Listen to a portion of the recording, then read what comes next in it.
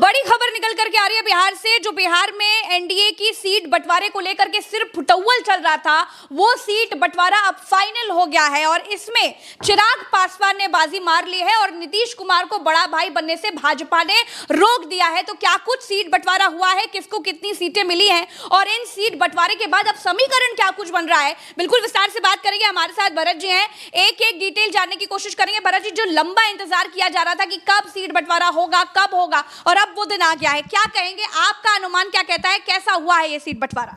देखिए प्रज्ञा जी, सीट बंटवारे से बिल्कुल क्लियर कट और साफ नजर आ गया है कि भारतीय जनता पार्टी नीतीश कुमार को बिहार में उड़ने की अनुमति नहीं दे रही है। नीतीश कुमार की शुरुआत से ही ये डिमांड थी कि उनको भारतीय जनता पार्टी से चाहे एक सीट ज़्यादा दी जाए लेकिन दी जाए। सबसे पहले सीटें देखिए, आप सीटों पर नज़र डालिए। सीटें आपके लिए मैं लेकर के आया हूं। भारतीय जनता पार्टी 101 सीटों पर चुनाव लड़ने जा रही है। प्रज्ञा जी, 101 सीटों पर भारतीय जनता पार्टी चुनाव लड़ने के लिए जा रही है और नीतीश कुमार को भी 101 सीटें ही दी हैं। ये रहा सीटों का पूरा समीकरण। नीतीश कुमार 101, भारतीय जनता पार्टी 101 और एलजेपी यानी चिराग पासवान 29 सीटें। सबसे बड़ा दांव, सबसे बड़ी जीत यहां पर चिराग पासवान की दिखाई दे रही है प्रज्ञा जी। और उपेंद्र कुशवाहा की पार्टी और जीतन राम मांझी दोनों को भारतीय जनता पार्टी ने करारा झटका दिया है, करारी लंगड़ी मारी है। ना तो जीतन राम मांझी की एक चली और ना ही उपेंद्र कुशवाहा की चली। जीतन राम मांझी पहले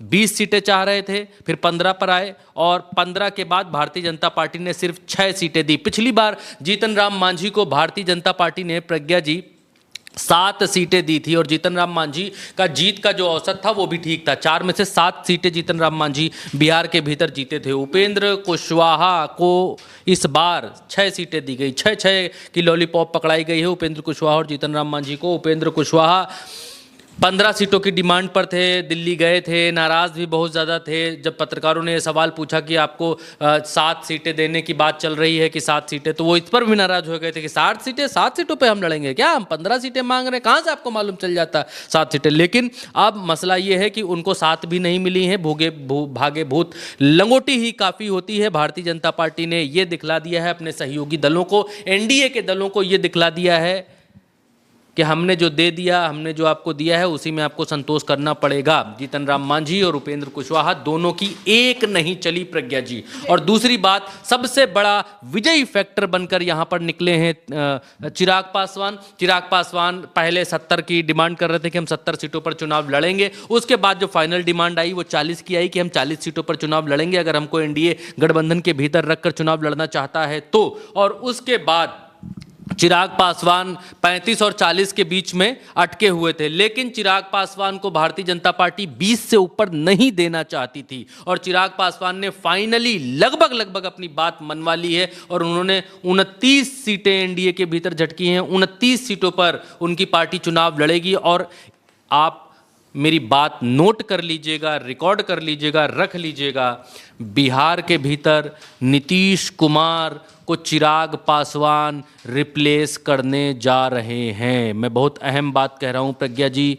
नीतीश कुमार की पार्टी या नीतीश कुमार के अध्याय का, उनकी राजनीतिक करियर का और उनकी पार्टी का बिहार में जो उदय हुआ था उसका सूर्यास्त आज शाम जब हम ये बातचीत कर रहे हैं तब से होना लिखित हो चुका है, शुरू हो चुका है। चिराग पासवान को 29 सीटें देना प्रज्ञा जी, नीतीश कुमार की जगह पर चिराग पासवान को लाने की कोशिश है। और चिराग पासवान की पार्टी पासवानों में सबसे बड़ी पार्टी है, दलित समाज में सबसे बड़ा समाज पासवान समाज है और कोरी कुर्मी का जो वोट बैंक है बिहार के भीतर, जो नीतीश कुमार के साथ हमेशा रहता है, वो इस बार खिसकता हुआ नजर आ रहा है। नीतीश कुमार की अपनी फिजिकल हेल्थ को लेकर कह लीजिए या पिछली इतने सालों की एंटी इनकम्बेंसी को लेकर कह लीजिए या फिर उनके शासनकाल के बारे में कह लीजिए। सिर्फ एक ही दांव है एनडीए के पास,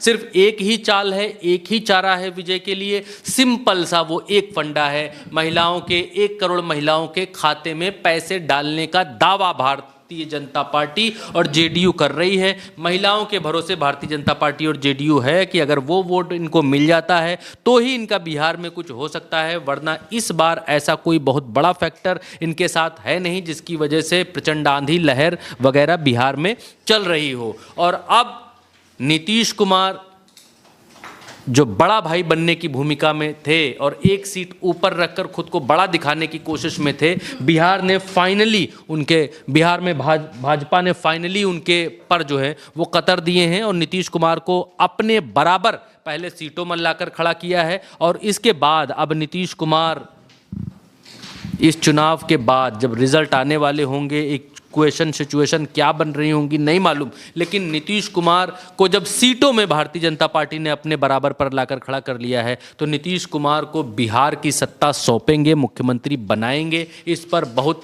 बड़ा अब प्रश्न चिन्ह लगता हुआ दिखलाई दे रहा है कि जब सीटें ज़्यादा नहीं दे पाए तो क्या बिहार की गद्दी नीतीश कुमार को भारतीय जनता पार्टी देगी? प्रज्ञा जी, बहुत बड़ा सवाल है और जिस तरीके से सबसे बड़ी चुनौती नीतीश कुमार के सामने है, क्योंकि ज्यादा सीटों की मांग नीतीश कुमार बहुत पहले ही कर रहे थे, लेकिन अब भाजपा ने नीतीश कुमार को अपने बराबर रखा है, यानी कि बड़ा भाई बनने नहीं दिया है। और बिल्कुल वाजिब सवाल है कि क्या गद्दी नीतीश कुमार को मिलेगी, ये बहुत बड़ा सवाल है। लेकिन फिलहाल जो सीट बंटवारा हुआ है वो ये बता रहा है कि जिसने बाजी मारी है, जिसकी बार्गेनिंग काम आई है, वो है चिराग पासवान। अब देखना यह है कि कमाल कौन करता है। अब इस सीट बंटवारे के बाद क्या कुछ निकल करके आता है, क्योंकि नाराजगी दिखने वाली है, चाहे वो उपेंद्र कुशवाहा हो, चाहे वो जीतन राम मांझी हो, इनके दिल में जो कुछ होगा वो भी निकल के सामने आएगा और वो कितना डेंट करेगा या कितना फायदा पहुंचाएगा ये भी देखा जाएगा, क्योंकि समीकरण हर पल बदलते रहते हैं और हम आपको लगातार बताते जा रहे हैं कि क्या कुछ हो रहा है। और चिराग पासवान सामने आकर के लगातार अपनी बात रखने लग गए हैं, वो बोलने लग गए हैं कि जो उनको सीटें मिली हैं उससे वो बेहद खुश हैं और उन्होंने कहा कि उनकी जो मांग थी वो उनको अपना ली गई है। खैर बहुत सारी चीज़ें अभी निकल के सामने आने वाली, लेकिन फिलहाल के लिए इतना ही। चैनल को सब्सक्राइब कीजिएगा, वीडियो को शेयर कीजिएगा, हमारे साथ जुड़े रहिएगा। नमस्कार।